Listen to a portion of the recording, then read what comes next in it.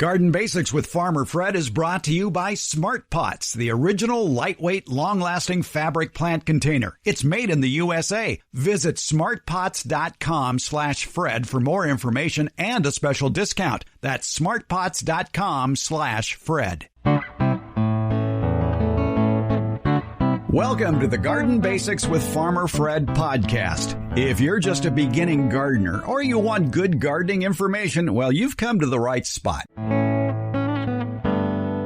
It seems that on every edition of Garden Basics with Farmer Fred, there's a nugget of very helpful garden information that gets tossed into it that may or may not have anything to do with the subject being discussed. Well, today we present the top listened to quick tips, along with a couple of new ones. You're going to get short pieces of advice on growing tomatoes, cilantro, battling hornworms, the best time to harvest apples, seed planting tricks, and a lot more quick advice that'll save you time and money. It's Garden Quick Tips, the greatest hits. We're podcasting from Barking Dog Studios here in the beautiful Abutilon jungle in suburban Purgatory. It's the Garden Basics with Farmer Fred podcast, brought to you today by Smart Pots, and we'll do it all in just a little over 30 minutes. Let's go. Time for a quick tip. America's favorite retired college horticultural professor, Debbie Flower, is here, and I have a problem, and I need your help, Debbie, with a solution. Okay. And this will be quick. I always make the mistake of whenever I'm potting up a new plant, I put usually a little too much soil in the pot, up to near the top. But when I go to water, because of the force of just about any water from a hose or even on low trickle, the water doesn't seep in right away, so it tends to spill out over the sides. Yeah, that will happen. And I'm wondering, maybe I should not fill that pot up so much. Maybe I should leave maybe an inch or two of that pot at the top so I could just fill that whole thing with water and then walk away quickly. Well, you're certainly on the right track. You're absolutely right. You shouldn't fill it quite so full, but leave more like a half inch above the soil between the top of the media in the container and the top of the pot. It's called headspace. And for whatever reason, a half inch works in almost any size container, where if you fill that half inch with water, you're getting enough water to saturate the media below it and have some come out the drain holes. But I have discovered it pays to water it in slowly. And for that, you need a control on your hose end to basically slow down the flow a little bit to make sure that that water has time to seep in. And so you don't blast the soil out of the container. And also make sure the pot is sitting on level surface. Yes, because the media will move. The place I do my potting up, I usually put the plants on the ground to water them, and it is not level. So they all come out crooked, and that is annoying. But a half inch then. Half inch. Half inch. Leave a half inch at the top when you're filling up your pot with soil to put in a new plant. And you can actually, it's best probably, I would start with maybe 3/4 of the pot full of the new potting soil or the rehabbed old potting soil. Put in the plant and then top it so that you've got that half inch clearance at the top. Right. Without burying the plant too deeply. Right. As you said, if you raise the plant too high, you don't get enough water into the media. When you're watering, it just runs off, and you can have a mess with lots of soil running off as well, media running off. Go too deeply and you fill the container from the top of the media to the top of the pot. You add too much water to the plant. It's a waste of water, and it can cause the plant, depending on what you have under the drain holes, it can cause the plant to get too soggy and maybe die. And a lesson we've learned from you, we just have to put it into practice, is when you're filling a pot with new soil, get it wet first. Make sure it is thoroughly wet. Put that new soil in a bucket. Fill the bucket with water. Let it sit there for a few hours. And then put it into a big old unused plant container to let it drain from the drain holes at the bottom. And then put that soil into the new pot and keep it hydrated. Yeah, I don't go to that extreme. I use kitty litter pans to mix my potting media in, and I wet it, and then I work with my hands to get it moist. But you don't want dry spots because the water takes the path of least resistance and it will travel where it's already damp. And if it's not damp, it just sort of sits there on top of the media. A lot of potting media has peat moss in it, and peat moss is very difficult to wet. It's hydrophobic. Yeah, which means it avoids water. It hates water. Yeah. Water runs off of it. So the only way to make it unphobic is to basically soak it thoroughly first. Right. All right. So quick tip. Leave that 1/2 inch of a lip in a container for adding water when you're watering your plant. Thank you, Debbie. You're welcome, Fred. Hey, wait a minute, Debbie. Don't go away yet. Let's give out a quick tip. Absolutely. It's interesting that two of the most popular summertime vegetables, tomatoes and peppers, can be planted deeply. And I mean way deeply. So let's say you buy an 8-inch tomato plant at the nursery and you go to transplant it into your garden. You could actually bury, 6 inches of that 8-inch plant. It's one of the things I told my students in horticulture education. You learn the rules, and then you spend the rest of your life learning the exceptions. And this is an exception that you can plant the plant much more deeply into your garden than it was in the pot. Why is that? Well, they have the ability to make roots on their stems. If you've grown tomatoes before, perhaps you've seen that as the branches get older and bigger, and sometimes they sag, and you'll see bumps along the stem. And for that plant, they are able to make roots there. And that's great, especially if you've started tomato plants from seed and maybe they've gotten a bit lanky, and if you tried to plant it at soil level in the garden, it would just fall right over. Well, one way around that is to bury it deeply. But I guess you could also, if you wanted to, if you couldn't go deep, maybe you could go long and dig a trench and bury most of it in the trench and leave the top couple of inches sticking out.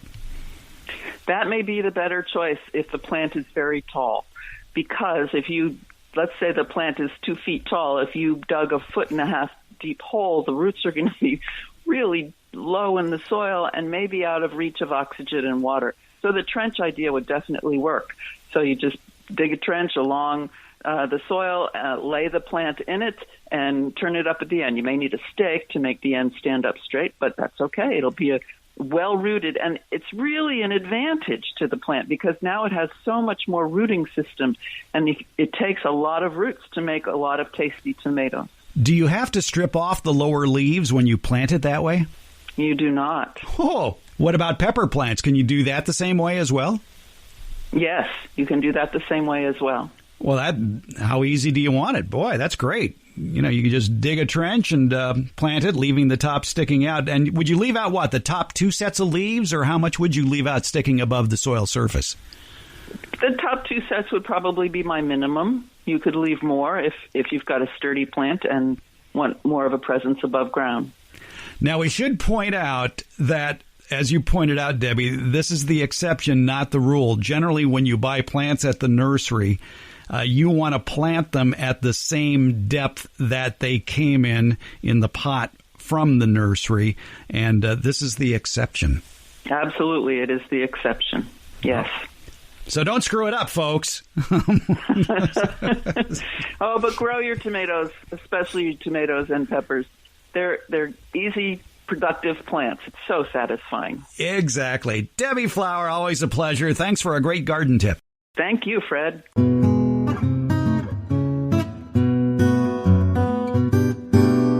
Did you ever notice that when you went to fill a pot with nice new soil and you watered it, the soil would come streaming out of the drain holes on the bottom? That might tempt you to put rocks in the bottom to stop that drainage. That's not a good idea. We've talked about that before because when the water hits those rocks, it actually stops flowing and can cause a backup into the soil. Linda Chalker-Scott, author of The Informed Gardener and The Informed Gardener Blooms Again, has a better idea. Use just the straight new potting mix in that pot that has the drain holes, but before you put the soil in, do this. And what I've found is if you just take just a little piece of newspaper or tissue paper, something that's going to break down pretty quickly, and just to temporarily cover that hole, it'll hold the soil in, and then by the time the paper breaks down, the soil is not going to be moving through there anymore. Linda Chalker-Scott teaches horticulture at Washington State University. I'm pretty picky about who I allow to advertise on this podcast. My criteria, though, is pretty simple. It has to be a product I like, a product I use, and a product I would buy again. And you know who checks all those boxes? It's Smart Pots. Smart Pots is the oldest and still the best of all the fabric plant containers that you might find. Smart Pots are sold around the world, and they're proudly made 100% right here in the USA. Smart Pots come in a wide array of sizes and colors and can be reused year after year. Some models even have handles, and that makes them a lot easier to move around the yard. Because the fabric breathes, Smart Pots are better suited than plastic pots, especially for hot climates. That breathable fabric has other benefits too. Water drainage issues? Not with Smart Pots. Roots that go round and round, choking the root ball like they do in plastic pots? Doesn't happen with Smart Pots. These benefits will help you get a bigger, better plant than what you've gotten in the past with the same size plastic or other hard container. Smart Pots are available at independent garden centers as well as select Ace and True Value hardware stores nationwide. To find a store near you or to buy online, visit smartpots.com/Fred. And don't forget that /Fred part. On that page are details about how, for a limited time, you can get 10% off your Smart Pot order by using the coupon code FRED. F-R-E-D. Use it at checkout from the Smart Pot store. Visit smartpots.com/Fred for more information about the complete line of Smart Pots lightweight, colorful, award-winning fabric containers. And don't forget that special Farmer Fred 10% discount. Smart Pots, the original award-winning fabric planter. Go to smartpots.com/Fred. Are you trying to grow a salsa garden? It's great that most of the ingredients for salsa ripen at about the same time in the backyard garden. You've got your tomatoes, peppers, onions, garlic, and actually if you wait until September or October to make the salsa, there might be some limes ready from your lime tree if you live in a climate where citrus can grow outdoors. But there is one ingredient that throws off that salsa recipe timing, and that's cilantro. But it depends where you live. If you live in a moderate summer climate, you might be able to grow cilantro in the summertime. But if you're in a hot summer climate, well, you can forget about it. Cilantro is going to bolt. It's going to turn bitter and send up flower stalks. But that has the advantage of attracting beneficial insects to those flowers, so there is that. In warm to hot summer climates, cilantro is a cool season crop. It's planted in the fall and harvested in late winter to early spring. That's not exactly tomato time. However, if you were listening to episode 16, you heard Renee Shepard of Renee's Garden Seed Company offer us a tip on growing cilantro in hot climates. Use a row cover and pick it when it's very young. The hotter it is, the younger you pick it. I have seen it grown up in the Napa Valley. I work with a grower there who actually, beside growing some seed for us, he grows very fancy greens for fancy restaurants in San Francisco, and it's very hot up there. I know it's hot where you are, too, but they get up in the early hundreds quite a bit, and that's how he's pretty successful. He actually uses the row covers and afternoon shade. He managed to get cilantro through the summer. Renee reminds us that even though you're harvesting the cilantro at a very young age, you increase your chances of success by planting it where it gets afternoon shade. Now, there are summer growing substitutes for cilantro that you can find in just about any internet search. Mint, basil, parsley, and chives, for example. However, there are herbs that ripen in the summer that contain a more cilantro-like flavor. Most of these herbs originate in Southeast Asia, usually Vietnam, and they're available at better nurseries, or you can order the seeds. According to Rose Lovall Sale of Morning Sun Herb Farm in Vacaville, one of the best cilantro substitutes includes Vietnamese coriander, which is also called rau rum. The flavor is very similar to cilantro with a hint of lemon and without the soapiness that's often associated with cilantro. It makes a great cilantro substitute during the summer when other cilantro species suffer and die under the hot, dry conditions. Oh, yes, we did not forget about the critter that is probably chewing on your tomato leaves and tomatoes right now, the tomato hornworm. We get a lot of questions that ask the question, just where do these blankety-blank tomato worms come from? Well, contrary to a popular urban legend, the larvae of the tomato hornworm don't lurk inside tomato seeds. No, the tomato and tobacco hornworm begin their life cycle as a small, singular, light green egg about the size of a thick pinhead laid in late spring and early summer on the underside of the tomato leaf. So start looking for those pinhead light green eggs now. That egg got their courtesy of a flying culprit, the sphinx moth. Both the tomato hornworm sphinx moth and the tobacco hornworm sphinx moth have similar features: about a 4-inch wide wingspan, gray body, brown wing streaks, as well as yellow and white body markings. The egg laid by the sphinx moth hatches within a week, and the emerging hornworm, which technically is a caterpillar, begins eating and eating and eating and growing. A full-grown hornworm, satiated by its tomato plant diet, and that, by the way, is supplemented with whatever else is handy, including potatoes, eggplants, and peppers, can get up to 4 inches long. Hornworms feed on blossoms, leaves, and the fruit of those plants. How do you control them? Well, hand snipping the tomato worms with scissors or pruners can be a satisfying evening chore. But the trick, as seasoned gardeners know, is trying to find the hornworms in the first place. Tracing their black pellet-shaped excrement from the ground back up to the plant usually yields successful result. The best time to find them is in the cool of the morning or in the evening after sundown. Another popular tomato worm hangout is the tender new growth at the tops and sides of tomato plants. Now, if you prefer to douse those tomato hornworms in chemicals, use one that's registered for the pest. What works on tomato hornworms are stomach poisons that contain a bacterial insecticide such as BT, Bacillus thuringiensis, or spinosad. Both are considered safe for organic gardens. They can be applied directly to the offending hornworms. However, this works best while the worms are still small. The bigger ones, though, are more problematic. However, there may be help already at work in your yard. The tomato experts at UC Davis point out that there's a lot of garden good guys that can help you battle the hornworms. The Integrated Pest Management website at UC Davis says natural enemies normally keep tomato hornworm populations under control. Hornworm eggs are attacked by the Trichogramma parasites, which is a small wasp. And there's another small wasp, the Hyposeter exiguae, that attacks the larvae. I probably mispronounced that. The University of Minnesota points out that other garden good guys, such as ladybugs and lacewings, will feed on the young tomato hornworms as well as their eggs. One thing you can do after harvest is dig around the tomato plants, and you just might find their pupae in the soil, and that prevents the adults from developing and emerging as moths the following spring. Now, there's another insect that preys on tomato hornworms that you may not think of as being particularly beneficial, but they are. Paper wasps. In my own yard, I have watched as paper wasps land on tomato worms, bite out a big hunk of their body, and fly it back to their nest. I cheered and applauded their efforts when I saw it.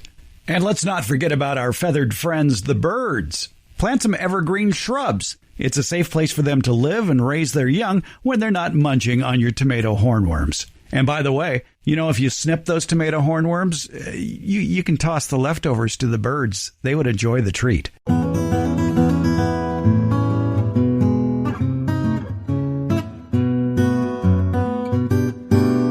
For most of the United States, there is one great flower that attracts a lot of pollinators, a lot of beneficial insects, a lot of hummingbirds. It makes a great cut flower, too. It's called the Peruvian lily, also known as alstroemeria, and it's fairly widely adapted. You can grow it from Washington down to Southern California, south from Kansas through Texas, south from Ohio down to Florida, and up into the Atlantic coastal states. It is very versatile. But there's a trick to alstroemeria if you're using it for a cut flower. Warren Roberts, the retired superintendent of the UC Davis Arboretum, tells us more and how to pick them for cut flowers. Alstroemeria is sometimes called Inca lily or Peru lily, although they're really from the main one. The main source of the varieties and species is Chile. But somehow the name Chili lily hasn't caught on. But that would be the more appropriate name. Great cut flower, but you don't cut them, you pull them. And then you, that's one of the longest lasting of all vase flowers. Coming up in the Friday, September 9th, 2022 Beyond the Garden Basics newsletter, Debbie Flower and I discuss the role of cation exchange capacity. Whoopee! CEC for short. Why should you give a rat's patootie about CEC? Only if you want to know how plants actually get their nutrition and the role that water plays in helping plants eat. It's in Friday's Beyond the Garden Basics newsletter. That's why it's called Beyond the Garden Basics. If you were a high school chemistry class wizard, you're going to be excited to learn how the electronic charges in the soil aid and abet the feeding of plants. The rest of us, well, we need a bit more help. Maybe the charts in the newsletter will be of assistance. Find a subscription link to the newsletter in today's show notes, or visit our website, gardenbasics.net, where you can sign up to have the free Beyond the Basics Garden newsletter and podcast delivered to your inbox each Friday. Also at gardenbasics.net, you can listen to any of our previous editions of the Garden Basics podcast, and you can read a transcript of the podcast episode that you're listening to now. For current newsletter subscribers, look for All About CEC in the next Beyond the Garden Basics newsletter coming out the morning of Friday, September 9th. It'll be in your email. Take a deeper dive into gardening with the Beyond the Garden Basics newsletter, and it's free. Find the link in today's show notes or at gardenbasics.net. One of the nice things about growing apples, they last a long time on the tree. In fact, you might be picking your apples a little too soon, especially when it comes to a very popular variety called Granny Smith. Granny Smiths do well in a wide variety of climates. Here in California, we tend to start harvesting them in October. Phil Purcell is with Dave Wilson Nursery based in Central California. They're a wholesale grower of fruit and nut trees for the entire country. And he says when it comes to harvesting Granny Smith, you ought to wait a while and wait for the apple to change color. In our harvest chart, we say that, the Granny Smith really should be picked, November or such. And that's when you kind of see the Granny Smith start showing up in the grocery stores, right? The new season Granny Smiths come in, and it's about that time. Well, Granny Smith should actually be almost like a Golden Delicious when it's picked. So when we're picking our Granny Smiths off our mother trees at the nursery, we're picking them at the end of December. Oh. And the flavor that you get off that Granny Smith is unbelievable.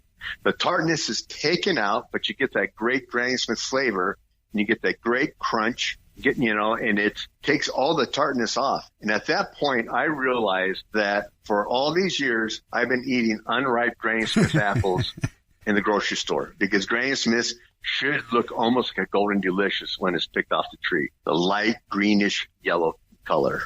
We've got more quick tips for you on this, the Quick Tips, the Greatest Hits episode on Garden Basics with Farmer Fred. Anybody who's ever tried to plant carrot seeds knows the big problem. They're really, really tiny. How can you get carrot seeds separated? Well, you may have to use your kids. Today's quick tip comes from the Brown Thumb Mama, Pam Farley, with a good idea on using carrot seeds, toilet paper, and your kids. So something that I like to do to make it easier on the kids to plant the carrot seeds, because otherwise you're just going to have a big old jumble of seeds, is to lay out 2 or 3 squares of toilet paper, mist it with a couple of spritzes of water, and then plop seeds on the toilet paper, let that dry, and then place that in the garden. It's kind of like homemade seed cake. How far apart do you space the seeds on the toilet paper? I usually do 5 per square. You could probably do them closer than that, but that's easy for the kids to count and see. And they have smaller fingers, too, so they can more easily move the little seeds around. This is true. Yeah, that's the first time I think I've ever talked about carrots and toilet paper in the same sentence.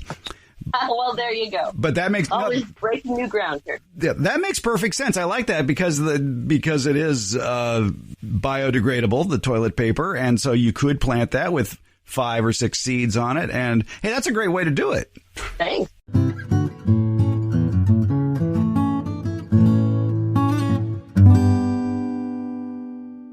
We get a lot of questions about drip irrigation on this program, and it can be, for some, drip irritation. One question we get a lot of is this: so how many emitters do I need for my garden? Very good question. Garden author Robert Couric wrote about that in his book, Drip Irrigation for Every Landscape and All Climates. And here's his formula for the number of emitters you need for gardening, especially in raised beds. I try to get the equivalent of one emitter for every square foot. I use inline emitter tubing where the emitters are built inside the tubing, but they have to be pre-installed every 12, 18, 24 inches, depending on what you buy. So I use inline emitter tubing where the emitters are every 12 inches. On a 3-foot wide bed, I can get away with just 2 tubes, but on a 4-foot wide bed, I put 4 tubes, 4 parallel lines the whole length of the bed. Here on the Garden Basics with Farmer Fred podcast, we like to offer up quick tips. Steve Zion is here with 45 years experience in organic horticulture and soil science. What the heck would he know about garden toys? Well, let's find out, because maybe you have a spare $1,000 and you want a good garden toy so you can feel like a real farmer, and you're thinking, I'm going to get a rototiller because everybody needs to till their soil. I think, Steve, people would be surprised to learn that there's much better ways to spend that $1,000 if you want to help out your garden. Yeah, I mean, what happens when you till the soil is you destroy the soil structure. And soil structure means that your soil has a variety of pore spaces. And that's really important, especially in our area, because we have a lot of clay soils and we have poor drainage. And so we have only very, very tiny pore spaces. And everybody thinks you till the soil and it loosens it up and creates a wide variety of pore spaces. But the problem is after you start irrigating or the rain comes, the fine clays that you've all loosened up with that tillage starts to leach down through the soil and fills up and plugs up all those large pores. So in actuality, tillage reduces soil structure and reduces the large pore spaces, so it actually compacts your soil in the long run. A lot of people don't realize that for a plant to thrive, besides soil and water, it needs air. And rototilling basically destroys those air pockets. Yes, absolutely critical to have as much air in there as well. That's where the better the soil structure is, you have more drought resistance, the more spots for nutrients and soil biology. Everybody, the roots and the microbes can all move through there. Also, the tilling kills a lot of the microscopic organisms. In particular, the two major organisms that you find as far as massive numbers, the two biggest guys in quantity, are bacteria and fungi. And bacteria are little one-celled critters, and they don't really get harmed too much by tilling. But the fungi, they're like long strings in your garden, and they get sliced to death with a rototiller. And what's interesting is when you till the soil by killing the majority of the fungi, you change the ratio in your soil between bacteria and fungi, increasing the amount of bacteria. And what kind of plants prefer living in bacteria-dominated soil? Everybody's garden favorite, they're called weeds. So if you want to grow weeds, till your soil. My heavens. I imagine, too, speaking of long, stringy things in the soil, that a rototiller isn't doing worms any good. Exactly. They're slicing and dicing. It's just very, very disruptive to the ecological system of the soil. And it really sets your soil back. The USDA, their Healthy Soils webpage, talks about that a lot. And it's mainly for farmers because they're trying to convince farmers to do less tillage, but it also applies in the backyard garden as well.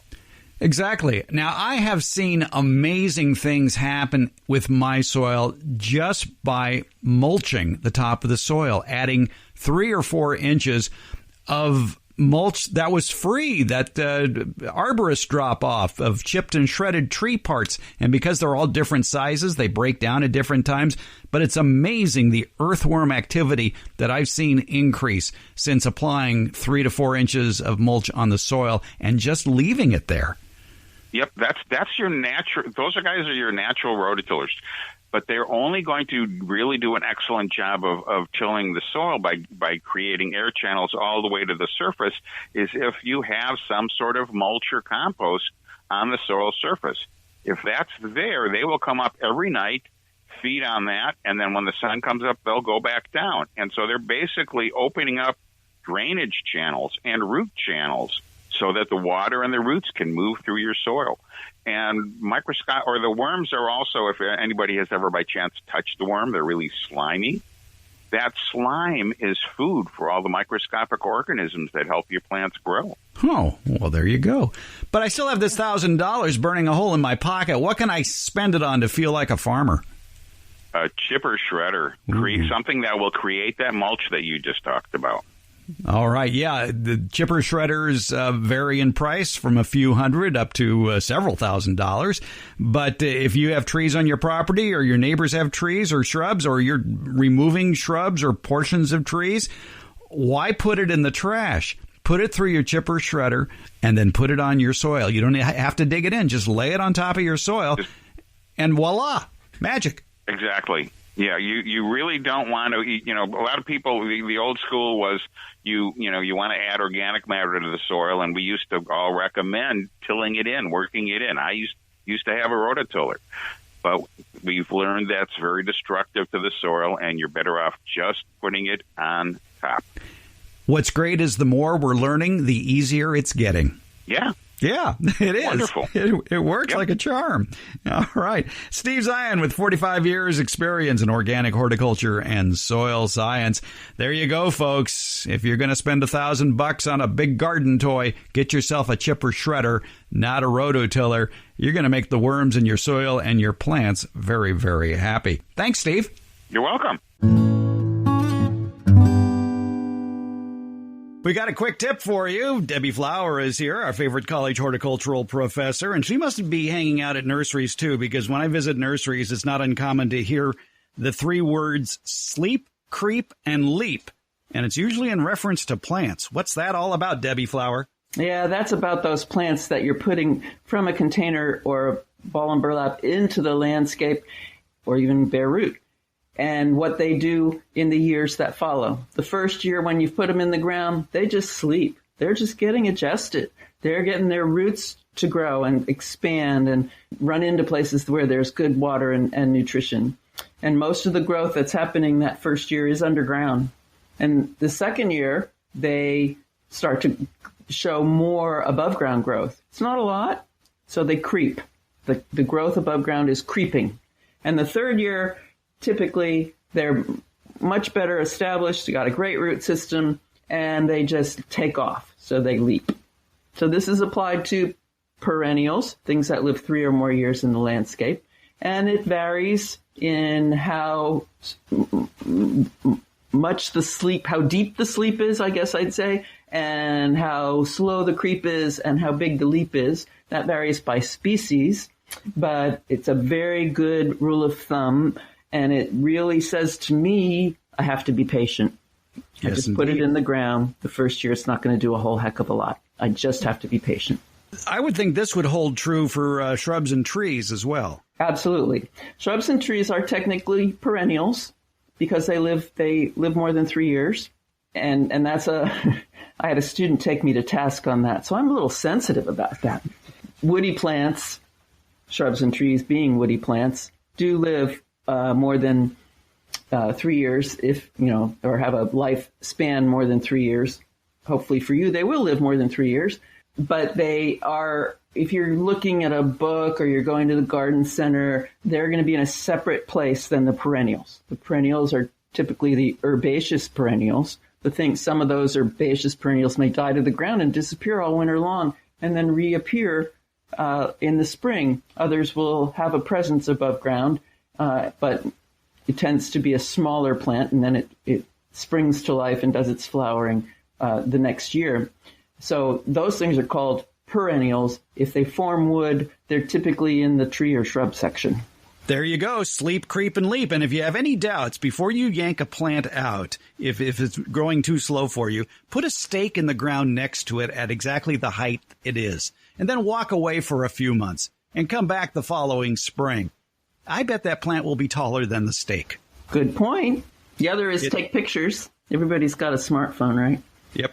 Or take your old smartphone and stick that in the ground, and when it gets taller than the smartphone, you know it's growing. Oh, well, that drawer I have full of old phones, I could do that with. There you go. All right. Well, we have slept, we have crept, we have leapt. Debbie Flower, thanks again. Oh, my pleasure. Thank you, Fred.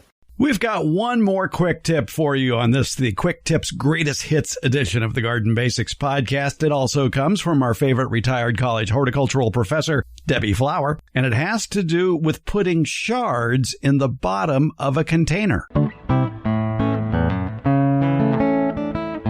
If people start putting a shard in the bottom of the container, sometimes they put a lot of shards, or sometimes they put a layer of gravel or some such thing in the bottom of the container. And it's still published in places, gardening places, that says that helps drainage. And the fact is that's absolutely the opposite. It does not help drainage. Water takes the path of least resistance, and when it goes through media and hits a very drastic texture change like a layer of rocks or pot shards, it stops. And so the water then creates a saturation zone in the bottom of the media, and if you pour more water in the top, it'll push some of that saturation water out, but it replaces the saturation with the water you just poured in. So it's a condition of growing in containers is that you always have a saturation layer in the bottom of the container after you've watered it and it has drained. There's nothing you can do about that, but providing the correct depth of root zone for the plant will keep the roots out of that saturation layer.